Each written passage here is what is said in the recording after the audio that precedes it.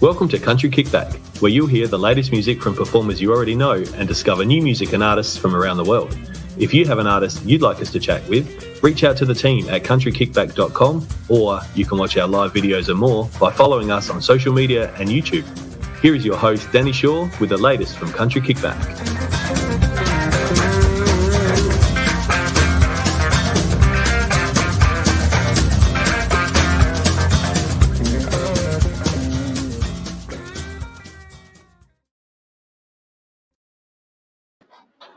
Hello, everybody.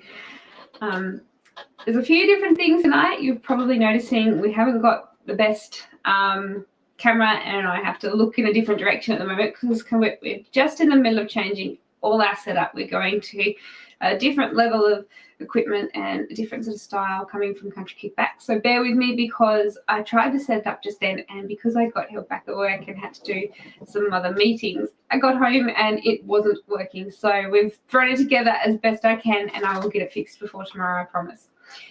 We have lots of changes coming up. So if you see us out and about, come and say hi, because there's lots of people helping out with Country Kickback and they all want to meet you and have a chat, and they're all absolutely lovely. So make sure you grab them and say hello. There's a lot of us out there at the moment. We have got some really cool different platforms happening. We've started, recently we started with Twitter and we've got YouTube. We've got all our platforms up and running, and we do have a QR code, which we'll try and put on the page later so that you guys can just scan that with your phone, and that will take you to all of our places because we've got lots of different things in the works. And if you do want to join our Snapchat group for a bit of the behind the scenes, just fun stuff, not as before the lights come on and what we're doing when we set things up, send me a message. But we do have the Buy Me a Coffee, and they are always put into that group as well to be able to be part of it and talk behind the scenes and tell us the things that they're interested in. So tonight we've got Michael Waugh joining us. He's fresh from winning the Golden Guitar, so we're going to have a chat to him about that and a chat to him about what he's got coming up and his new single. We're going to welcome him into the room. Hello. Hey, Danni. How are you? I'm good. I'm struggling with this idea of looking at you in the camera when you're down here. So if I don't look at you, I'm sorry. Like I usually find people prefer it when they're not looking directly at me. So just close your eyes and listen if you like. That's fine. That's fine. Oh, yeah. I don't think it's that bad, but I always think that about me. No one needs to see me. And Kaz is in the room. She's popped a comment. I'll pop it on the screen. I don't know if you can see them from there, but what is Kaz wrote? She's wrote, "Hey, Danni, and my brother from another mother, Michael." I love Kaz Johnson. She is the super fan of everything country. I think that I know that there's I've been the proud recipient of a Kazzy Award before, but I reckon there should be like a national Kaz Johnson Award for he's just the greatest support of country music ever. Such a good support and Australian music. She just loves all of our artists. We're so lucky. I know.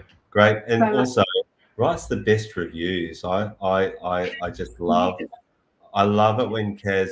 I actually get very hungry for Kaz's reviews of my records because it's always so thoughtful and so generous, and she just listens to music with such an open heart. And she does. Oh, she's written some comments there for you. She is lovely, and I think the other thing is that we know when people read one of Kaz's reviews, they know that she knows what she's talking about too, because she listens to it all and she hears the best of the best, and she can let you know exactly what you're in for. That's right. I'm going to start with the start of the year, because you started the year with a bit of it. Well, sort of the start of the year. I say that it was in April, but it was in place at the start of the year. You won your first Golden Guitar. I honestly was surprised when I thought, oh, is that really your first? Because you've always been doing all these great things, so it's very exciting. Thank you. How did you feel? Because you couldn't be there, but was the excitement still the same? Well, for a start, I'm still pinching myself that it actually happened. I was making jokes before the award ceremony that given that I was in a category with Troy Casadale and Andrew Farris and Matt Scully and the wonderful Wolf brothers, like it was just, I was like, I can guarantee that I can get absolutely drunk at the pre-drinks without any fear at all that I'll have to get up and speak in public. Oh dear. So I was like still very surprised that I won, because it was like such winning gold guitar is amazing, but like it's especially with that field of people that I was I think the phrase up against feels really wrong, because they're people that I really respect, and I wouldn't want to put myself up against any of them. But a real honor, like it was really amazing. And I and two, that like you're right, I wasn't there. I was in Bundaberg starting a tour, and I got COVID after. Like I'd kind of promptly I hugged every single person in the room. And it was a sold out show, so there was like lots of people coming up wanting a cuddle and like a photo. And I make this joke at gigs about how if you want a $25 cuddle and a free CD, come and see me after the show. So there's lots of people there that are like paying for the opportunity to cuddle me. And then my partner went upstairs partway through the show and tested positive for COVID. And the next morning I tested positive, and it was just, we knew that then ruled out getting down to Tamworth in time for the Golden Guitar Award. So when that happens, you have to record a little acceptance speech just in case you win. So we kind of dressed up and had fun recording that, thinking no one would see it. And then, oh my God, I was like, what is happening? And I was like screaming so loudly from where we were, stuck up in Bundaberg, unable to move. I was like, what is going on? It was pretty cool. And even though I couldn't be there, I think when you win an award like that, it's not about you by yourself. It's about the team of people around. So I couldn't be there, but Shane Nicholson, who produced the record, was there. And Graham Thompson, who's my manager, he was there. And the wonderful Jules Delamere, like, who was my publicist, she was there too. And that means the world to me, because those people are gold. So they deserve every accolade that they can get, which is why I'm mentioning them now. So lovely, because you're right. It is definitely a whole team, isn't it? When it comes down to any award and any release of music, it's not just one person. It is a massive thing, and there are so many people that have different roles, and people don't get to hear their names or know what they do. That's right, and that's why it's funny, like solo artists, because I go, this is not a solo affair at all. It might just be playing the guitar, writing the songs in the bedroom, but but honestly, it is about how terrific that team of people is around me and how much belief they have in me. Because there's a lot of times you kind of, when you're writing songs by yourself or whatever, and you go, I think I might put the guitar in the case and not touch it ever again, because sometimes you hit those walls. And when you've got a team like that around you, it's so inspiring. And and they're such like true supporters of what it is that I do, not just for the music, but like for me as a human being. Everything as a person. Yeah. And I think that comes down to what they're supporting you in telling your stories, and that's part of you. So they have to be close to you. They have to know who you are and support every bit about you. So it's quite a big thing for them to be involved with. And it's nerve-wracking for them too when you're in those award categories, I'm sure. But the other thing, the big bummer of the night was that, like, every award that Shane Nicholson won, I was like, man, I want to be in that room wooting as loudly as I can, because he is such a gorgeous human being, such a wonderful writer, and that record is that's just like like Shane's made, like I love so many of his records, but that one, Living in Color, is just like so well deserving of those awards. And I had some sneak previews before it got released, because we were kind of finishing both records at the same time, and it was like, man, this is some of your best work. And I am so glad that he got those nods, because because I'll give you the red hot tip. Like, he's not just that amazing writer. The production work that he does, it's like usually when you hear my music, you're hearing a lot of Shane Nicholson. That is so much of his brain and his heart and his up all night hours, like trying to pull that together. And I think that's the beauty of it too, because as you said, it's a team, so you're getting all these different layers put into this song. So they're hearing your words, they're hearing what you're writing, and then they're adding to that and creating the story with you, which is exciting. Yeah. No, but you did deserve the award that you got, and I agree, it was such a hard category, because everyone in that category, amazing artists and released amazing music. It was actually a brilliant year for releases. We had so much good music come out. I know. It's because we didn't have anything else to do but write and record music. What did you do for 2 years? That's right. No. Now you're finally starting to get you've just released your new song, Foursquare, and you're finally starting to get these new songs that you've been writing out and about to see people. Tell us about Foursquare and what you've got coming up. Well, Foursquare is from The Cast, which is the record that we released in August last year. So it's been kind of around like on those albums for a little while, but we wanted to put a spotlight on it.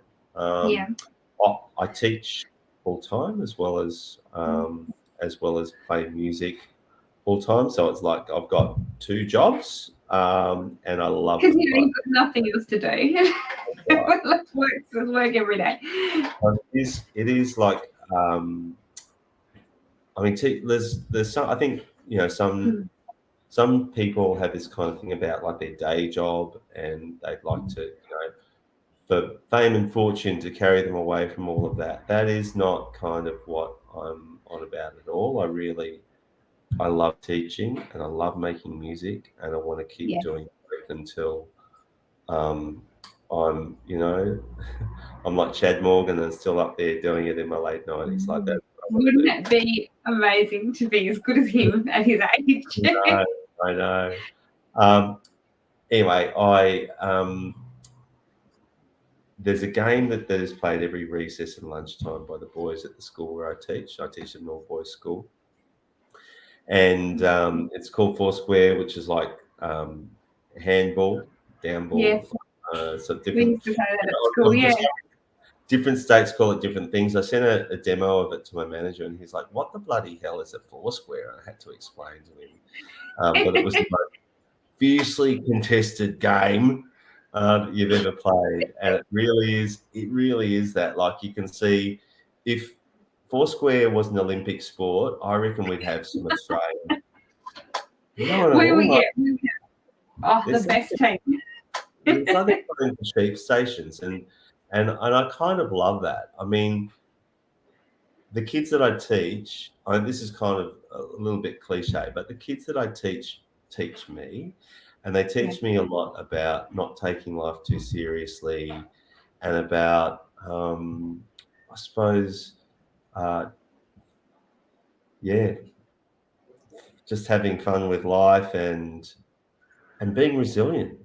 I think that those kids, especially during that lockdown period, and that's when I wrote this song, and you could sort of see them on Zoom screens in classes, and their cameras flickering off as they started to give up hope. But then they bounced back, and it was like, it is that resilience and that kind of capacity to bounce that I'm trying to write about in that song. Yeah.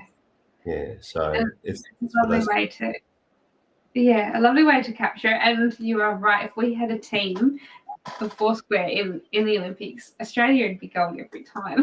We used to play it at school all the time.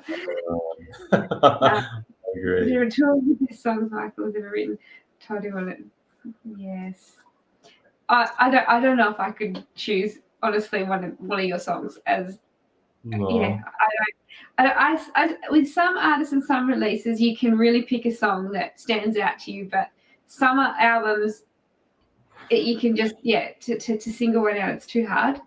And that's Well, that's and very kind of you. Well, actually, there's a lot on the cast that is very, very dear to my heart. That title track is very, very close to my heart. He taught me the song about my dad. That's kind of like a staple of, like, if I have to cut everything else out and just play one song from that record, it's that one. Recently, like I think because Foursquare is so full of love and fun, I kind of I've been really enjoying playing that recently, and it's also I've been playing some full band shows, which has been really terrific, because usually it's me and Jacob and two acoustic guitars, and we're kind of out like little, country folky like warriors on the weekend. And what I love is that kind of sense of a band, and like playing with Craig on bass and Justin on drums, and they're terrific musicians. So it kind of sounds exactly like the records, just like the real thing. And I've been really, really loving that. And Foursquare has been kind of a favourite of those shows for me. It makes me want to dance. I'm not very good at dancing, mind you. I would say I don't think I'll probably dance at any of your shows because no one really needs to see that. I'll be there, but I will probably not be on the dance floor. I was about to say you got to start your tour, and then you got COVID, but you are still heading back out on the road. Have you had much of a chance to play any of your songs from this body of work, because it was released sort of last year and things were getting cancelled? So have you had a chance before now to play? I was really lucky. I think there was a lot of kind of cancelled or postponed shows. So from about late January through until I want to say April sometime, I pretty much played every weekend, and it was so good. It was so good to be out there. But taking a little break to do the teaching thing in a little bit more with a little bit more vigor, because I had some shows. I was directing the school play, Danni. So it was wow! Yeah, it was pretty cool. I thought it was pretty cool, and it takes a lot of kind of effort and focus. And it would be hard to do a play with an all-boys school. Well, we partner with some girls' schools in the local area, so it's pretty great. It's one of the few opportunities that co-ed opportunities are around for those kids too. So it's really important social education as well as kind of just having a lot of fun. And I like, the reason why I started writing and making music was because an amazing teacher facilitated that for me, made that first arts experience happen for me. And I'm not saying that I'm an amazing teacher, but that's kind of my inspiration. Like, if I can be like Trish and make good arts experiences happen for kids, then that will make me very, very happy. So I did some time today, but now I'm back out on the road in July, so I'm looking forward to that. Yeah, and you're going to start down here in Tassie in July. I'm a bit excited because I was looking at thinking, does it really say Tassie? If I got something live to go to? Well, I thought I'd start at the top and work my way down. Well, we are the best, but you are going to freeze. I'm not going to lie. To be honest with you, Danni, I'm coming straight from Bali to Yeah. Tasmania. I think I might feel a change of weather. Yeah, you might need to bring some thermals. We've already had snow this year. We've already had a lot of snow this year on the mountains. And last week or the week before, probably, when you were looking out this window next to me, you could see Ben Lomond covered in snow. So Wow. if it was cold then, it's going to be cold in July. It's going to be worse. I reckon it was snowing somewhere in Hawthorn when I was doing yard duty the other day too. It was pretty bloody cold in Melbourne, but I'm sure Tassie will top us as they do in most things. It'll be worth coming here, I promise. You will still love it. How often have you been able to get down here very much? I played the Cygnet Folk Festival a couple of times, and that's part of the reason why I'm coming to help promote the Cygnet Folk Festival, and going to be part of their presentation and the Festival of Voices. So I'm looking forward to that. I absolutely adore Tasmania. It is beautiful, and we're gonna love every moment of it. So, yeah, and I think the thing about that I found is that it's the audiences that I played to there, they're really kind of very attentive, like Kaz Johnson. They listen with a big open heart. So I'm looking forward to that. Everybody down here loves music, and it's getting, since COVID, we've been even more musically involved because we got to have a few shows, and I think we just appreciate it a lot more. Robert has popped in, he's watching from YouTube, and he said, "Hey Danni, hey Michael, I first heard your music through YouTube and Scott Lamond." I love Scott Lamond, and I love that you heard me on YouTube, because like usually my students are looking at funny cat videos on YouTube, so I love that someone is. Some people listen to it for music. That's right. Someone is doing more than looking at an Ariana Grande music video on planet. You know what you need to do to get all the younger students into your music? You need to do a film clip with your music with cats in it, doing all that sort of stuff, and that will. That's a good idea. That's a good idea. Speaking of cats, one's just come beside me. If he jumps up here, that's why. I am slightly allergic to cat hair, so that's handy. Sure. Anyway, maybe have to do dogs. Yeah, maybe dogs. But yes, I have. It's interesting that you were saying this song was written from the idea of the boys at school. Do they know about the songs? Have they heard your music? Do they talk about it at school? Yeah, there's a I do.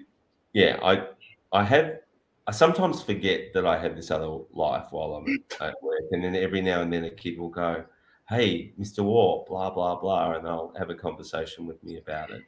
And I initially tried to keep it all very separate and private, the fact that I had my wife making music. And then, surprise, surprise, the kids have this thing called the internet, and they found it. Yeah. And then suddenly, I actually turned up one night to a parent information evening or something, like it was something really random. And one of my students was as a music project, was like playing guitar in a corner and singing some songs. It was like a bit of like student entertainment as a part of this night. Anyway, I turned up to do it, and then he saw me and started doing a cover of one of my songs. I was like, oh my God. Oh, I was like, I think that the cat's out of the bag. I think that they know. Yeah, so, I think so. Anyway, let's hope they know they're covering one. They do know. And there's one song that I do called Footy Trip from the second album, which is very popular with the kids. I think because essentially like it's about binge drinking and anyway, I had this moment where they at the parents' valedictory dinner last year, I was asked to play a show, and and so I thought, what's appropriate for that night? It was a very fancy kind of affair, and it was at Caulfield race course, and there was like all the it was black tie affair, and all the men were wearing tuxedos, and women were wearing gowns that were more than I earn in a month, and and anyway, I sang For a Moment, which is a song that I wrote about my son, and then I sang He Taught Me, which is a song that I wrote about my dad. I thought, fathers and sons, that's probably a really appropriate time to do that. Yeah. Anyway, it was beautiful, and there was kind of people crying, and because they're both kind of touching songs, and it was really, really lovely. One of the kids calls out from the audience, "Play Footy Trip," and I'm like, I know the lyrics to Footy Trip. I am not going to play that in public. And he goes, and then another 15 kids call out, "Play Footy Trip," and I was like, oh, Yeah, I still know that this song is not appropriate for this venue. Anyway, one of my colleagues who was emceeing the night comes out and goes, "Come on, Mr. Waugh, they want to hear Footy Trip." And I'm like, oh, man. And then suddenly it was like 60 kids calling out, "Play Footy Trip." And so I thought, okay. And then begrudgingly started playing it. The next thing I know, there was like 200 kids out on the dance floor, dancing up and down.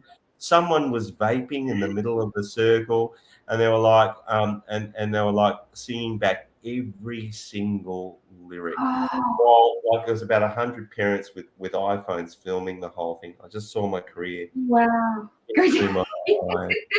I was just like, and I just wanted to curl up into a ball. I'm very proud to play that song anywhere else, but it was a meeting. And I was like, oh, I'm just not sure. I'm not sure. I think that sounds like a moment that was well and truly worth playing for. It was a moment. That's there you go. That's good on you. How beautiful. Absolutely lovely to hear. So where else are you heading? You probably got the press release in front of you. And New South Wales. I know you're at New South Wales. Have you got more coming up after this last release? So we've got Tassie, and then New South Wales, and then we've got coming up after that, Victoria. There's somewhere in Victoria. I'm going to Victoria. I'm going to Queensland. I'm going to Queensland. Yay! Back to the warm. To the warmth. Can you read those tour dates? I don't have them in front. Look, I haven't got them on me, but I can pop them in the comments later. But I just thought we have this wonderful thing called the internet, Danni, and you can Google me, and there's actually on my website it's www.michaelwaugh.com.au. It's / or /tour. Look, go to my website. I will pop the link in the comments for you. You can. I'll put the link up for you guys in the comments to the tour so you can book if you can already. And do those links, can they click on them and that will go to ticket sales as well? Yes. Yeah, ticket sales and finding out what I'm doing. And the internet knows better than I do. Have you ever had to do that? Have you ever tried Googling yourself? I do it all the time. That's how I know where I'm playing. Do you think sometimes I know I'm working? Where am I going to?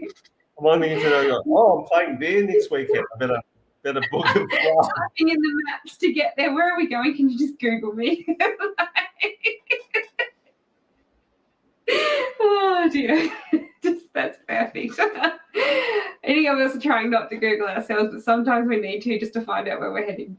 That is good. Now, where can we get your album? Is it for sale or in hard copy still? Where's the best place to look for all of that? Website again?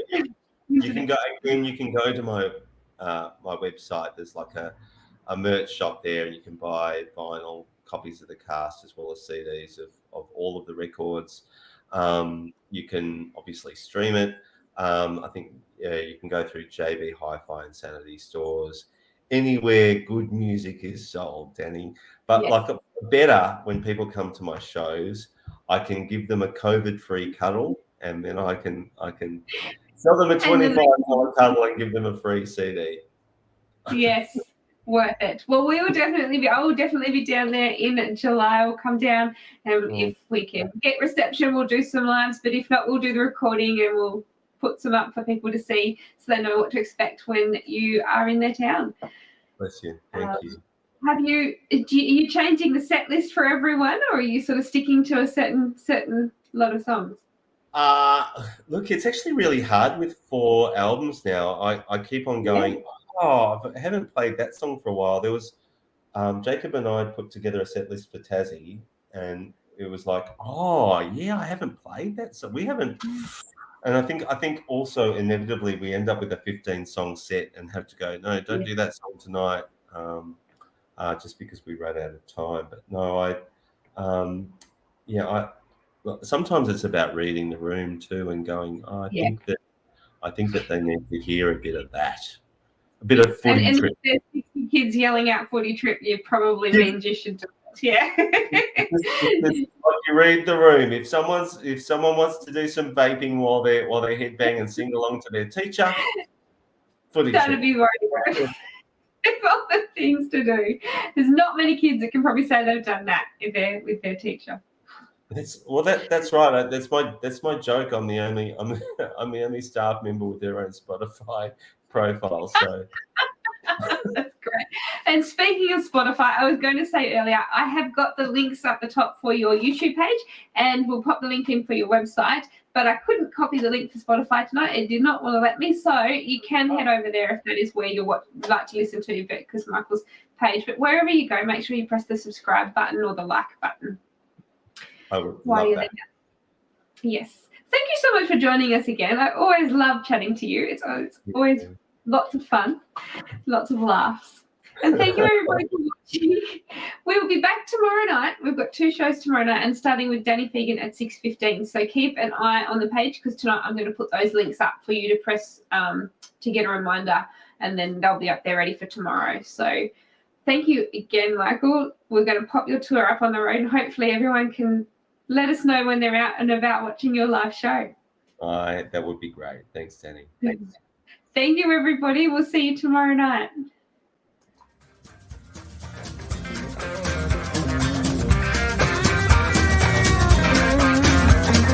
Thank you for listening. We hope you've enjoyed